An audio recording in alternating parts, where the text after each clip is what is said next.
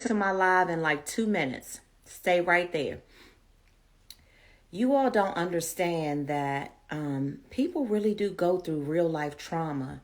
And it is liberating to be able to finally talk about it with a tribe of people who really care.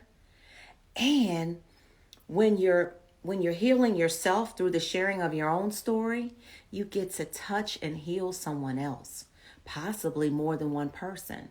And that's why this project means so much to me, because I realize myself with my own personal journey that when I share my stories of the things that I've gone through with others who have either gone through the same thing or know someone who's gone through it or can relate in some other kind of personal way, it really, really is healing. It's healing to be able to share our stories with each other and heal.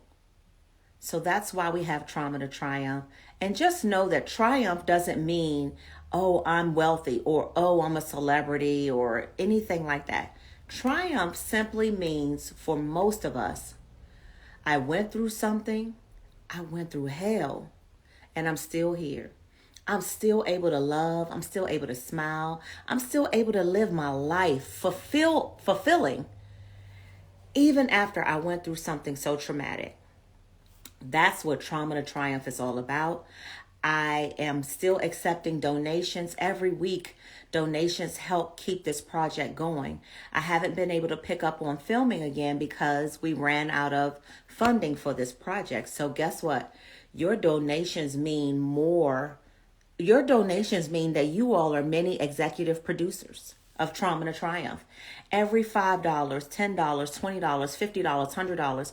Listen, everything that you all have been doing to help this project and to help me get branding and marketing done, to help me get more filming done, hire another film team, editing, so much stuff has to get done. Your donations really, really, really, really are the only way that I've been able to keep it going. So I thank you. I thank you from the bottom of my heart for your donations. I'm going to put in the comments how you can donate, and then I'm going to start tonight's show with our guest, who happens to be a family member for me. Okay, so you can donations. You can donate on Cash App, and you can donate on PayPal. Y'all seem to like Cash App, and it seems to be easier. So let me put that in. I'm gonna put that in 1 second, y'all. Trauma to Triumph is the Cash App, and that's how you can donate. No amount is too small. Of course, no amount is too big either. But I just want you all to know that no amount is too small. I'm grateful for it all. And my PayPal is just at Trauma to Triumph. Okay, Trauma to Triumph. And you can donate directly on the website. You can go to www.trauma2Triumph.com, and you can donate directly on my website to make it really, really easy for you. And you can use whatever method of payment that works. Okay, so let's get Jamil on.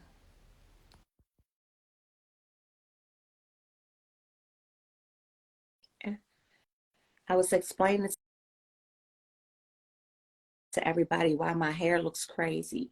And it's Hey, how you because, doing? hi, let me turn my volume up because you know I'm old and I can't hear. All right, all So right. let me do that real I'm quick. gonna set up this tripod. Uh, You can hear me? I can hear Okay. you I'm trying to get this now. tripod together. Mm-hmm. I'm new to this myself, so Okay. No worries, no worries. I was just sitting here shooting the breeze. Every Tuesday, what I do in the beginning for the first 5 to 6, 7, 8 minutes, I reintroduce myself. I tell people about this project, tell people how they are able to donate and help keep the train moving. So it's just, okay. you haven't missed much of anything. You just missed my normal intro, let people know how to participate in the project. Yeah, if I forgot to tell y'all that, I'll reiterate it again in the end. But if you have gone through real life trauma yourself and you'd like to be a part of this project, please send me an email. The email address is info at trauma, the number 2triumph.com, and you can submit your stories to me via my my website, www.trauma2Triumph.com. So for those of you who are interested in being a part of this project, please submit your stories today and get scheduled. But for tonight, I have my Hey, how y'all cousin doing? Jamil. Hey, Jamil. Hi. Thank you so much for being a part of this project. This project is near and dear to my heart. Um, so many people have sat down with me, Jamil, and talked about the trauma that they've gone through in life, including my own husband.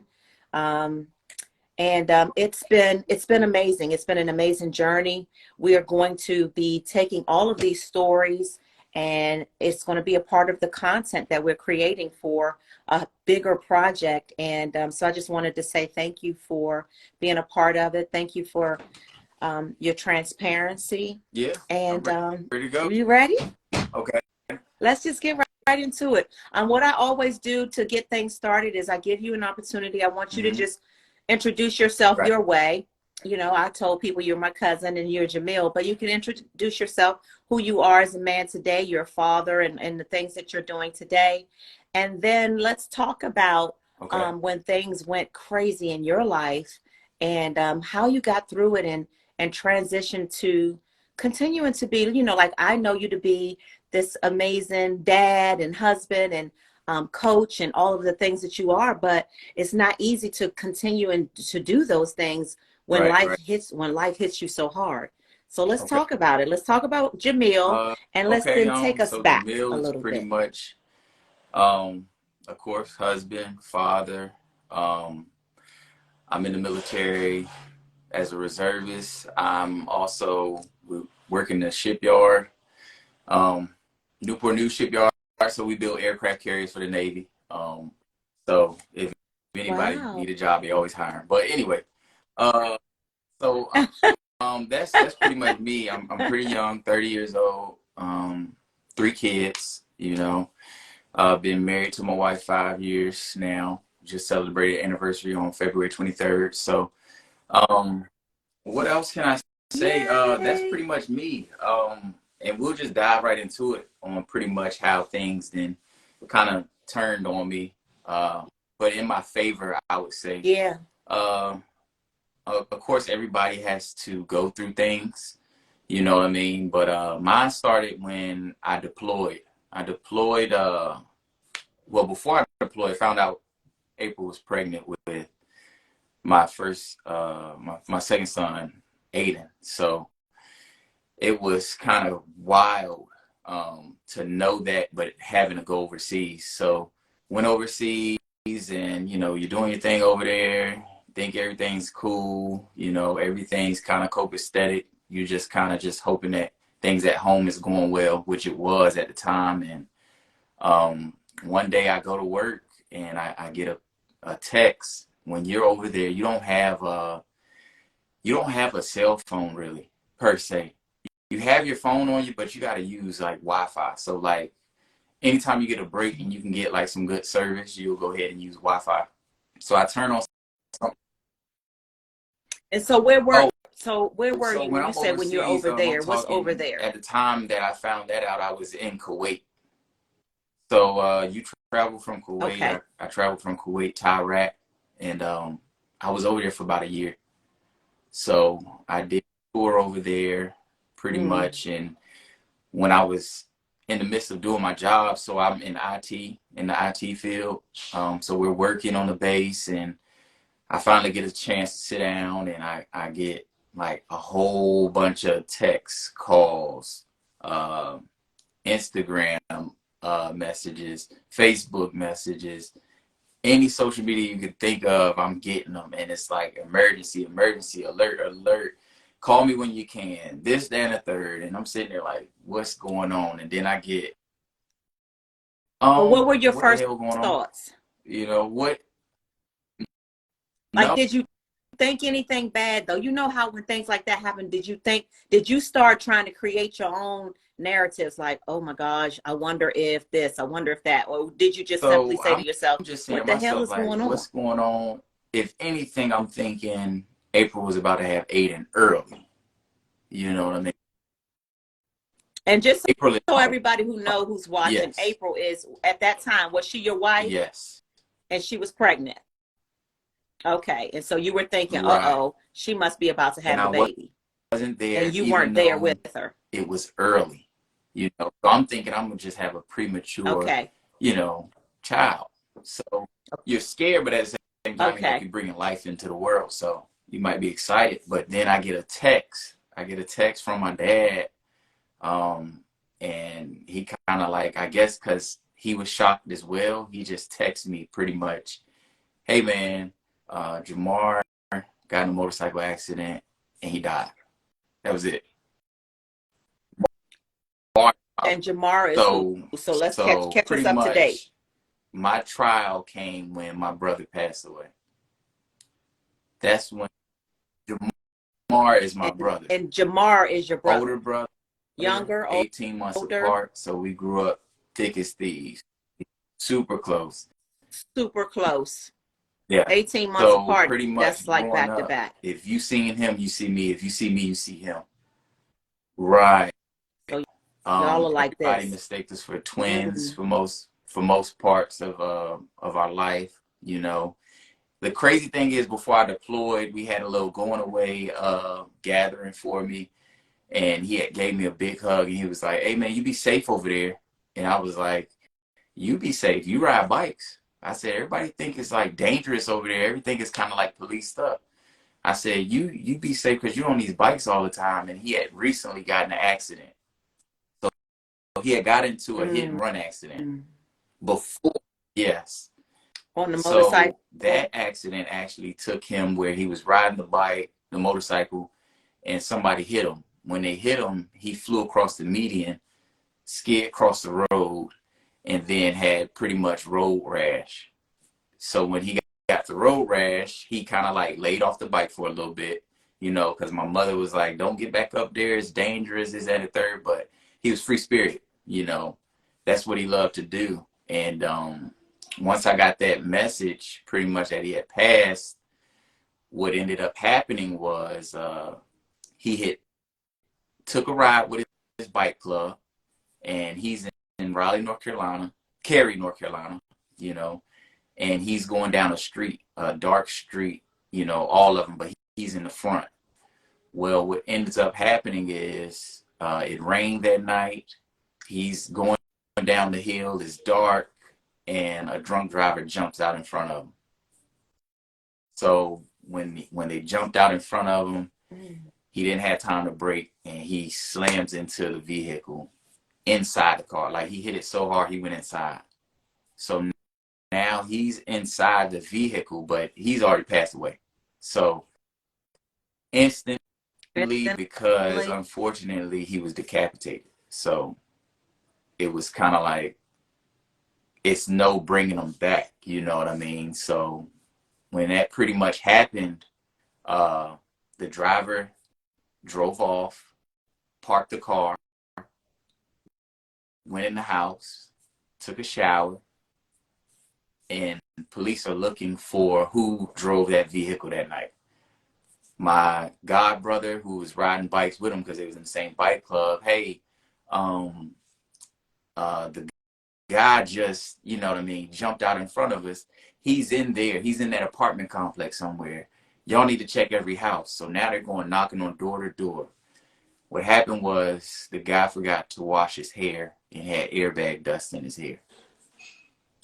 So now they're like, "Hey, we see that it was an accident. Do you know anything about it?" He's like, "No, I don't know anything about it." And they're like, "Well, why do you have airbag dust in your hair?"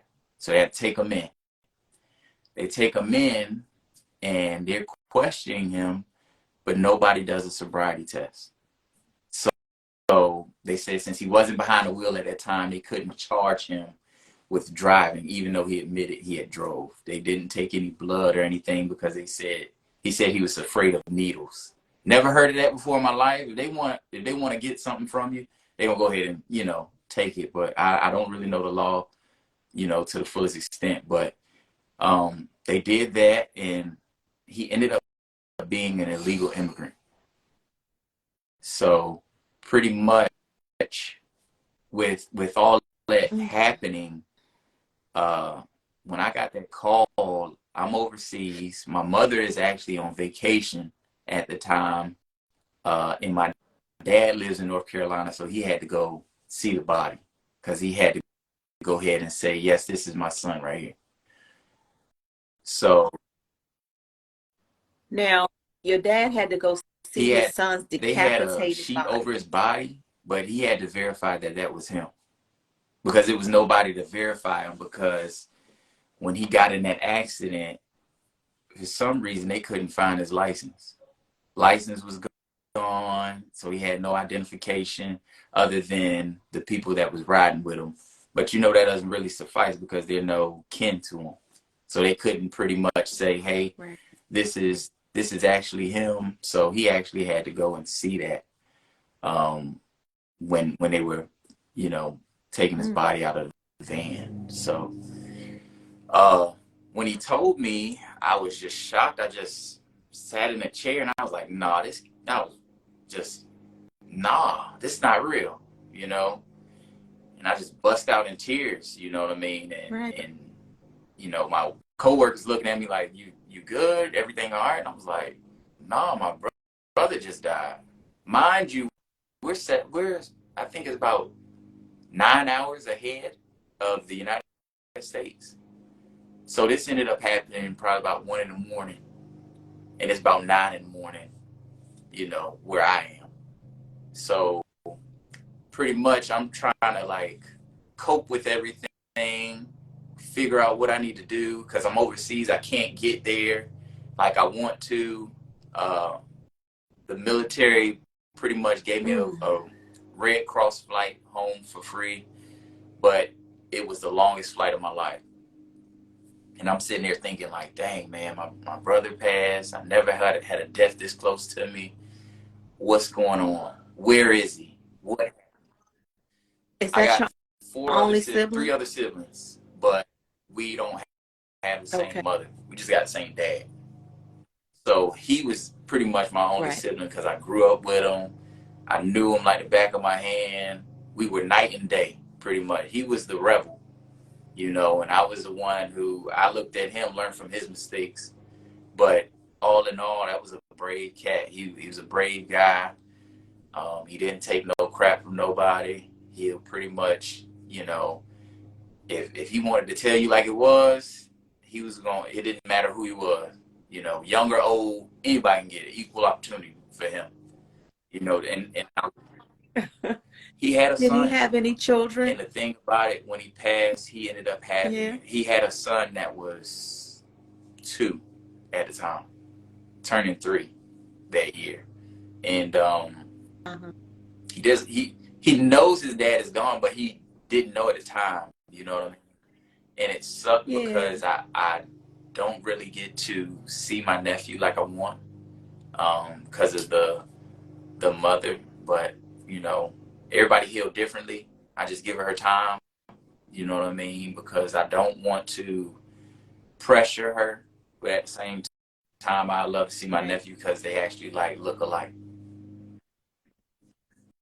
I was going to say that's Yeah, the piece of your yeah, brother that you definitely. still And have.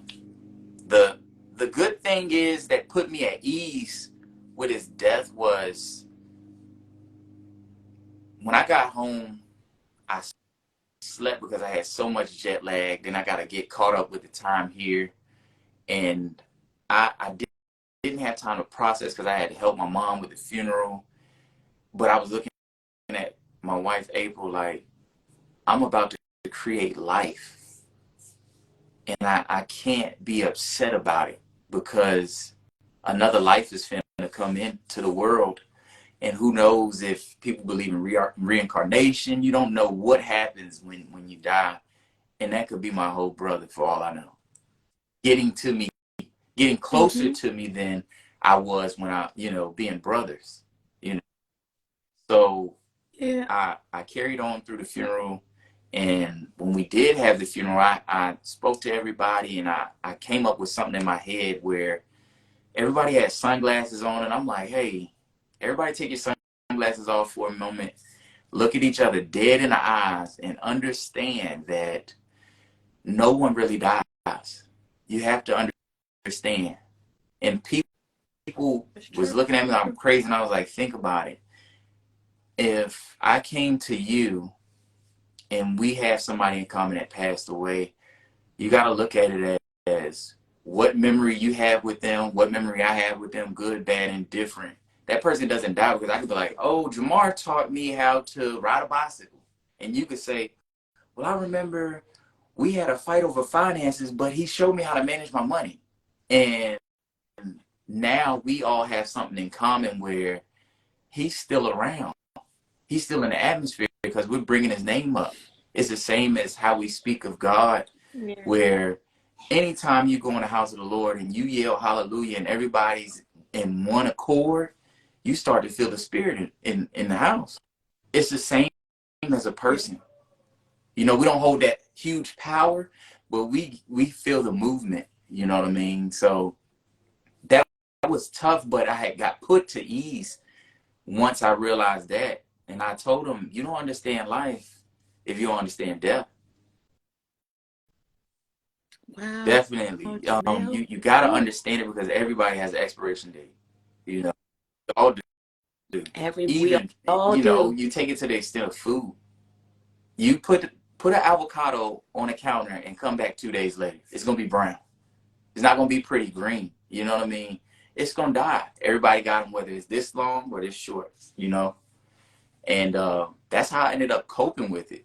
But what really set Wow. me apart was I got back. I had came here for 14 days, so we had to rush the funeral just for me. So it's like my mom, like, hey, we got to get this done, this done, this done. And the bad thing was we had everything in line, and they was like, well, unfortunately, the cemetery is packed, and we can't bury him today. So could you come back Monday What? and bury him? So I was like, dang. So I got to relive this moment all over again, you know, which I did, but it just made me stronger. So I 2 days later, I fly back to Kuwait. I fly back, jet lag, get some sleep. And I always wanted to know, I said, man, I just need to know where you are and are you okay? I had a dream. We sitting at a table. It's dark. It's a light hanging over our head. And he has an old cell phone from when we first got phones when we were kids.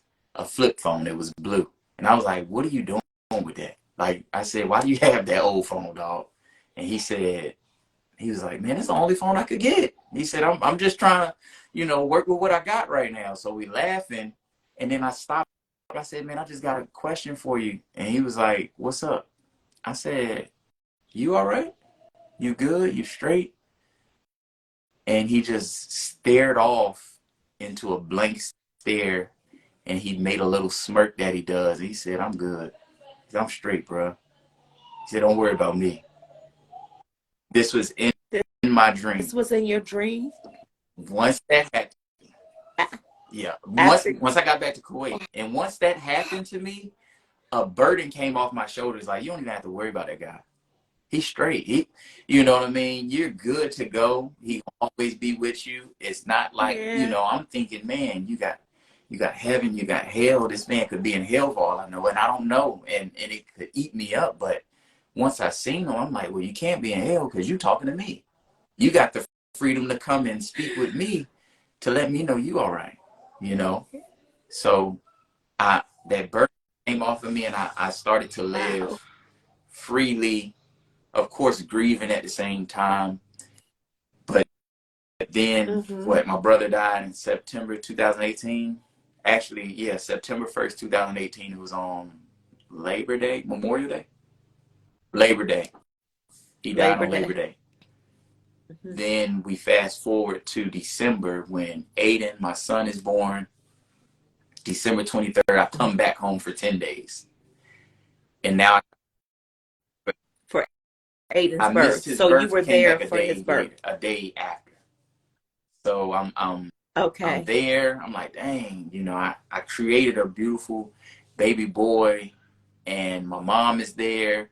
Of course, she's happy, but at the same time, she's still in that state of I lost a son, you know, and it's tough to see her that way because she doesn't have her son, and she doesn't have her son physically. She also doesn't have her youngest son because he's overseas. So she's just seeing me temporarily. So it's hurting because when I go, she's at home alone. You know, my mom wasn't married, so it's Yeah. like she's coping with things by herself. Even though you know you have your distant cousins, you got your grandma, your mom. Not the same.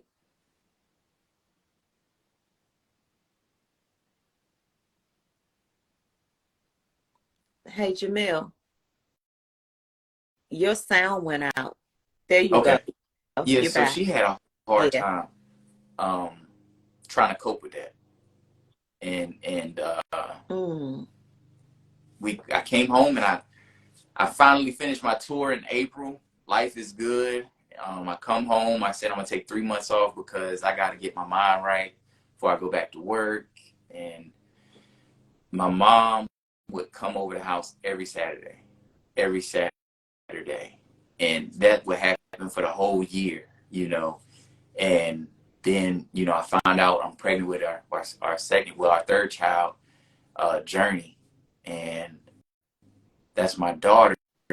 So now she's excited. My mom was vibrant. She loved to have fun, into fashion. So she finds out she's having a granddaughter and she's going crazy. Buying clothes all over the place. At the same time, still trying to deal with my brother's death, but also trying to see her grandson. So when she's trying to see her Right. grandson, she couldn't see him. And she's dealing with the trial for my brother. And you know, find out that the guy who killed him ended up getting 14 months with time served from the day they put him in there. And after that, he gets deported. And that's it for him. He like living his life right now. So that ate her up, you know, and she's she was dealing with that again at home alone. You know, no, you know, she had friends. You know, she had my grandmother, but at the same time, when you go home at night, you don't have nobody to talk to. You don't have anybody that will be there to console you when you need it the most. Um, and that's what I'm thankful for having that to keep me on that, you know, straight path rather than kind of like, you know, swaying on the fence of being depressed or going out doing something crazy or going to the extent of taking my own life, you know. So my mother Right. pretty much dealt with it pretty hard. And I think battling trying to see her grandson is what ate her up the most. And the day, that's the day, pretty much we fast forward, had my daughter, and now we're at the point where my mom passed next. So my mom passed 2 years, 30 days after my brother. And before that, I had told my wife, April, I said, my brother gone, man. I won't be surprised if my mom passed away next. I say that because You their bond was super tight, super tight. And growing up, I was closer to my great grandmother than I was my mother because my brother was uh, diagnosed with bipolar. So being in school, getting in trouble, my mom had to handle that a lot. So a lot, so yeah. So that took a lot that's of right. her time. Her attention Right. was to your brother. So with that attention being on him, my great grandmother kind of stepped in and took care of me, and my attention was from my grandmother. So with that being said, my mom would always say, "I always knew you'd be all right. I didn't have to worry about you. You was gonna be straight. I had to make sure he was gonna be okay because she said it was something about you that you didn't need any parental guidance. Pretty much, I'm pretty much self-sufficient. I do everything on my own. I never really called my mom like, hey, can you help me with this? It was my brother that did that. So she knew I was straight, and I think she had a broken heart to where she passed away. And I think she already knew that I would be all right. I'll be fine with no stress, no worries. You know what I mean? And it hurts to this day because I don't have a mom. So I look at people who do and see how they treat their moms, and I'm like, y'all tripping. Because my mom was only 52 when she passed. Right. I I'm thought 52 was 52. old. You know what I mean? And when my mom passed, I was like, that's young. That's young. You only had you That's young. 25. You just getting into adulthood, and then you had 25 more years to kind of like.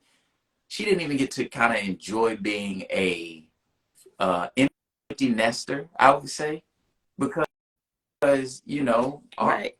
people in my generation, we're just leaving the house at about 25.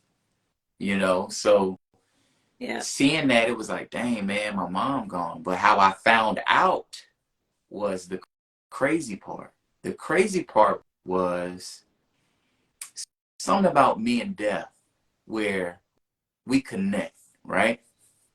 And I'm getting ready for work. I get in the car and I'm driving, and I get to the end of my street. I was like, dang, something don't feel right. I forgot something. I'm looking, I'm like, I got my badge, I got my wallet, I got my phone. I'm good. I'm gonna go. I'm gonna go to work. I go to work, went to work all day. I'm just like, something just don't feel right. And I had a barber shop at the time, so we check on the barber shop, April and I and the kids, and I'm getting the kids haircuts. And I get a call from my granddad. My granddad never calls. I talk. He'll find out how we doing through my mom, because my mom and grandma talk every day. So I'm like, I'll call him when I got to the shop. We about to get haircuts. Then my uncle calls.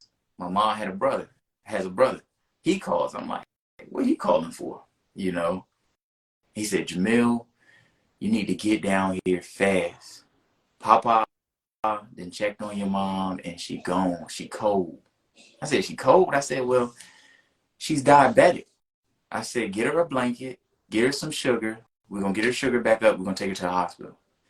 He said, no, she's gone. Like, she's not here anymore. She passed away. And I'm like, nah. I was like, man, y'all don't know what you're talking about. I'm on my way. I'm about to go get her straight. And he just busts out crying on the phone. He's like, she's gone. So when we play it back, I'm like, dang, man, my mom died when I got to the end of the street at 4 in the morning, because that's what time I go to work. Funny thing is, she talked to my grandmother the night before, talked to me 2 nights before, saying, hey, don't forget, talking about my oldest son, Amir, don't forget, Amir needs a long sleeve shirt on for baseball practice. And I'm like, I know. I said, I know. I'm not going to have him go out there with no jacket on. I know it's cold outside, So she was like, okay, I'm just checking, letting you know I love you. I said, I love you too. All right, cool, boom. Then she talks to my grandma. And when she talks to her, she said, I have a headache. I'm seeing stars. I'm going to just lay down. And if it continues, I'm going to go to the hospital. Because my grandma was like, you need to go to the hospital. She was like, if it continues, I'm going to go. She said, okay. She said, I'll call you and check on you in the morning. She said, okay. So she woke up that morning and said, hey, I'm still having headaches. I'm going to go ahead and lay down for a little bit. I'm going to get up and go to the hospital. My grandma was like, all right, I'm going to check on you when I come from the doctor. My grandma had called all day. No answer, no answer, no answer, no answer. She said, Joe, which is my granddad, we need to go over there and check on Cameo, which is my mom. So they knock on the door, no answer. Knock on the door, no answer. They go to the rental office and say, hey, my daughter's in here. She's diabetic. She might be in a coma. Can can you unlock the door and let us upstairs? So my granddad go upstairs and everything. He's calling her name, and she's in bed. You know, he touch her, and cold as ice, he said. And rigor mortis had set in already. So it was kind of like no revival, you know what I mean? So when I get that call, I'm like, all right, I'm on my way. And I tell my wife, April, hey, I'm going to my mom. I think she's sick. We're going to go ahead and try to get her sugar up so we can take her to the hospital. You know, finally it set in that she had passed away. I called my wife, April, back like, hey, my mom gone. And I can't believe this. Like, I said, what I'm going to do now? I said, I ain't got nobody else. It's just me. I said, I don't have, you know, my family isn't like tight knit. You know, my family is really what I've created. And I was like, I don't have anybody. What can I do? What do I do? And of course, nobody really knows because, you know, my wife April, she hasn't lost a parent yet, you know, and it's a blessing because when I said that, she called, you know, my mother-in-law. She was there that same night from Atlanta, Georgia. She came straight here. Got left work early and just drove straight here. And that's the that's the most touching, loving thing I've ever gotten from somebody in a time of need of that. A mother realizing somebody lost their mother, coming to the rescue to be in the feel of that mother. And it felt great because I had that support. And I drove to my mom's house and the ambulance is there and my grandma, she's 70. My granddad is about 67. And the police are out there and they like, so are you the son? I said, yeah, I'm the son. And they said, so who's gonna handle the funeral arrangements? And I'm like, I'm looking around. I thought my grandma was like, I'll go ahead and take care of everything. She said, hell. I'm like, me? She was like, well, you've done this about 3 times already. She said, you've been with your mom when she done it. I know you can do it. That goes back to saying when my mom said, I always knew you could handle this stuff. So I handle it and I'm picking out the dress, picking out the date, picking out the casket, you know, making the executive decision on cremate, do not cremate. People are like, oh, well, your mom said she wanted this. Your mom said she wanted that. And I said, well, I know my mom best. Y'all don't know the conversations we had. So my mom always said, I don't want nobody looking over me in no casket. Cremate me. And she said, put me in some high heels and put me in the mall. That's what she said. So I said, well, I cremate you. I don't know about putting you in the mall. You know what I mean? But when I lost my mom, man, I was just devastated because I seen a lot of people lose their mothers, and I'm like, how do they cope at a young age? And to see that I'm doing it right now is amazing because I got prepared by my brother, pretty much, and that goes back to the if you don't understand life, you don't understand death. And I had to literally go upstairs. I wanted to see my mom one more time before they doll her up and all that stuff. And I got to see her, and it looked like she was at peace, you know. And I just knew for a fact that it was a broken heart. So I didn't even take the time to say, I want to do an autopsy. I already knew what my mom was going through, you know. And what came out was from her best friend who talked to her 2 hours before she passed. She said, your mom was very sick. Her kidneys were shutting down. She had protein leaking in her kidneys. She was going blind from the diabetes just deteriorating her health. And she said she didn't want me to tell you because she knew that you was going to stop everything and try to make everything all right. So there she is being a that's mom. right. Even when she needed you, she was Yeah. still being a mother. Like, no, Right. I don't want him to know because That's right. I don't want him to stop And his life. I was mad for a little bit, right? But at the same time, you got to look at it pretty much. I don't know the Bible like talking about it, but I know the main sayings of them. And I know you're not supposed to cry when people, leave this earth. You're supposed to rejoice. That's the main thing. You cry when somebody's born into life because it's so wicked out here. It's so crazy. My mom don't have to worry about bills. She don't have to worry about taxes. She don't have to worry about none of that stuff. She don't have to worry about That's what she got to eat the true. next day, anything. She's good to That's go. true. She's resting, literally resting, and she's here with me also. You know, and Yeah. that's the positive note I got to look at it.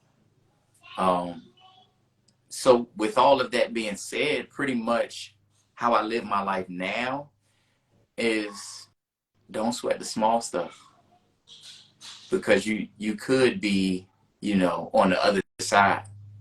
I learned basic training. They said if you Yeah. don't pay attention, you can wake up dead. And when you think of it, a lot of people don't wake up in the morning. A lot of people will go out here thinking they're gonna make it back home, and they don't make it home. And they don't. And that's an Nope. understatement of a blessing. We don't take that in account Yeah. that I went to work today and I could have got hit by a bus, a train, whatever. I could have just stopped walking and passed away. But I'm still here to tell this story. I'm here to guide young men Yeah. that I coach football for onto the right path of you got one mom. Because I coach in the area I grew up in, which was the lower income area. A lot of single moms. Mhm. You only get one mom. You know what I mean? And I will always say this in my mind. I never said it out loud. It's my first time saying it. You could replace a dad. Because it's always going to be a man that's going to fill that void. Might do a better job than the biological father. You can never replace a mom. Because that mother's love is eternal. You know what I mean? Mhm. So I look at my life like, man, be happy. I write in my journal. You know what I mean? I read a devotion in the morning just to keep my sanity, you know, and I look at it like life every day. Whose life can you touch every day? If you can't touch anybody's life, you wasted a day. It's not even about accomplishing anything at work. It's who did you touch? Did you see that young man walk by whose head's down? Us as black men, we sit here and we walk by each other and don't even say, hey man, what's wrong? What's really going on in your life that you need to explain to somebody? Because sometimes women don't understand our pain because we got to walk so macho. You know, Yeah. we have to be able to vent these things out and be able to carry the weight of our on our shoulders, but at the same time prevail and achieve the day. It's a guy named Jason Wilson. He's a martial arts and I think a mental health coach. I read his book a lot called Battle Cry. Um, and that's about men getting in tune with their emotions. I've gotten in tune with my emotions and it hasn't stripped me from my masculinity because I'm still a man at the end of the day. But it does teach me how to cope. And I got a therapist Yeah. I see every Thursday. Every Thursday. Yep. Amazing. Um, Somebody who's watching, can somebody type the name of that book in my comments so I won't forget anybody, somebody, anybody. Because I want to get that book for Stan. Jamil, thank you so, like this has been so, I don't know, I can't even come up with the words because what I'm thinking right now about you and what you have inside of you is Thank you you. are such a special vessel. And your She mother knew it. knew it. She knew that God had blessed her with this seed of a man, young man, that That was special. When you're a special vessel like that, like you said, you don't know everything that it says in the Bible, but I can tell you, I don't know everything in there either. I know a lot of it, but I can tell you that God assigns his special people before they even come out definitely of the womb. And 100%. your mother knew. I definitely agree. And so while your story is super sad, it is also super Definitely. inspiring. So my tears are not just Hmm. tears of like, oh, I'm so sad. My tears are of inspiration because what you've done by telling your story is give people, even people like me, I haven't lost a Right. parent yet or a sibling. But like you said, we all have an expiration date. We Right. all live and we all will die. And what you have done is provided I don't know, you've provided like a way for people to process and Definitely. understand Definitely. death differently. Because I always tell people, you're going to hear people say, why'd you take them from me? Why me? Why this? Why that? All it is, if you think about it, is just us being selfish because we want things how we want it. Right. But Right? how We want what we selfish would want. it be to say, I don't want you to go live in paradise. I want you here held on earth. That don't even make sense. You know what I mean? It's like, I you go rejoice in paradise, Right. get your mansion, walk the gold streets, and rejoice every day rather than be here. And you got to worry about if you can go to your mailbox and make it back to your doorstep, which is like 20 feet away, you know? And Hmm. one thing I did want to bring up to you guys is this is something that sticks with me. It actually popped up this morning when I was watching my motivational video, but it's James chapter 1 verse 2 through 4. It's pretty much saying consider it pure joy, my brothers and sisters, whenever you face trials of many kinds, because you know that the testing of your faith produces perseverance. Let perseverance finish its work. Let perseverance finish its work so that you may be mature, complete, and not lacking anything. Right. That And part that's what kind of raising. like Yeah.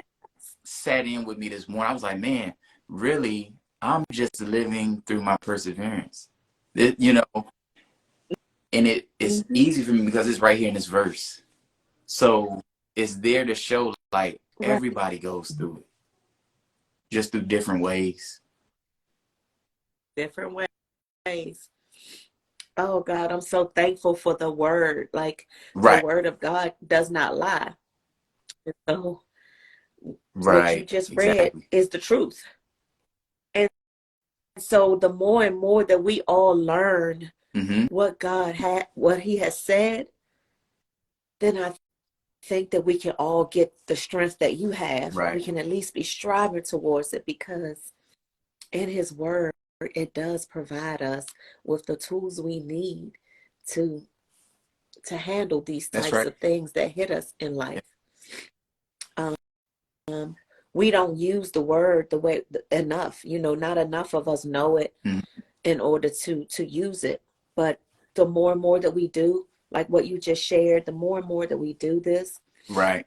together, like I said in the beginning before we got started, this is a process of us Definitely. healing Definitely. together. Like, we're all healing together. And I know there are people on this live who have dealt with tragic loss um, in these last couple years. And so I know that what you have said, your testimony is going to really, really help them move on. I know people who haven't been able to continue Hmm. moving in their lives because people deal with grief so Right. differently, and some people don't deal with Right. it and they Right. stuck. But this here is going to unstuck them. I don't know if that's a word, but I really believe that. Like there's something really magical, I believe, that has Mm-hmm. occurred or transpired in this last hour, Jamil. And that's what this is all about. This is really about a moment in time to heal. This is about being able to leave a legacy That's right. of Right. knowledge and wisdom, in hopes that, the next person who tragically loses their sibling or their mom or their dad can refer to Right. you as a point of Definitely. reference of how you got through Yeah. it, as young Yeah. as you are, right? And like I said, there was something put inside of you, because who taught you to know how to deal with your brother's No. death? Nobody It was taught just you something I that. had to go through at the time. You know, I read a lot. Uh, at the time, I was at Malcolm X is like my go-to guy. I would read some of the Yes. speeches and to see how fearless he was to die for what he believed in Mm-hmm. made me kind of understand how death works. He wrote his own death pretty much. He wasn't even scared Yes, about he it. If did. you want to kill No, me, come on and do he it. was not. But Just he was already come comfortable with on. what he's accomplished and he was ready to go. It's just that simple. He knew he was going to leave, Yeah. you know, he just Mm-hmm. didn't know it would be 39 years old, but he knew it was going to happen. So I started to understand like, Yes, he man, did. once you reach your pinnacle of life and you've hit everything that you need to hit for your journey, older people will always tell you, I'm ready to go because they've already reached that pinnacle. Yeah. They've already accomplished so much. It's nothing to hit anymore. So And I feel much. like Malcolm X hit his peak just at an early age. That's all. At an But early age. once your job is done Yeah. here, you pretty much know, like, I'm good. I completed everything. I'm I'm, good. whenever this time comes, I'm ready to go. I'm ready to roll. Yeah. That's what my dad said Right. yesterday. I mean, And he's he's still moving 94, like, so I he's mean, 25. it's a little different. I know. But we talked in depth yesterday about death and about his health and stuff. And he feels like if he can't live with him being able to do for Right. himself, he's very, very adamant about not Right. being here to live at all. He said, I'm cool. I'm Right. cool. I'm good. But he refuses to live in such a way where, I mean, this is what we have to work with him on. He Mm-hmm. refuses to, walk with a Mm-hmm. cane or be in a wheelchair or have any assistance with him. Right. None of that kind of stuff is going to work for him. So, just pray that he goes the manner in which he has prayed, and he can continue to have all of his things functioning and do for himself until that day comes. But he's ready. He said it. Right. He's like, I'm good. Definitely. So, um, so I want to thank you again. We are Okay. almost to our hour, and I could go on and on and on because, like I said, this has just really been for me. It's been so inspiring for me to just hear your story and just to understand better about, death is not as scary as what the Yes. world has made it to be. And your testimony really, really shines a No light on that, problem. Jamil. So thank Thank you you. so much. I appreciate it. I appreciate Thank you. you being an amazing guy. Thank you so much for taking care of my family, like your family. Yeah. You married into my family, and I'm just so grateful that Thank, April thank has you. a Thank you man so like much. you. I'm really grateful that those children have a Thank you. father and a leader like you. I'm really happy about that. So, all right.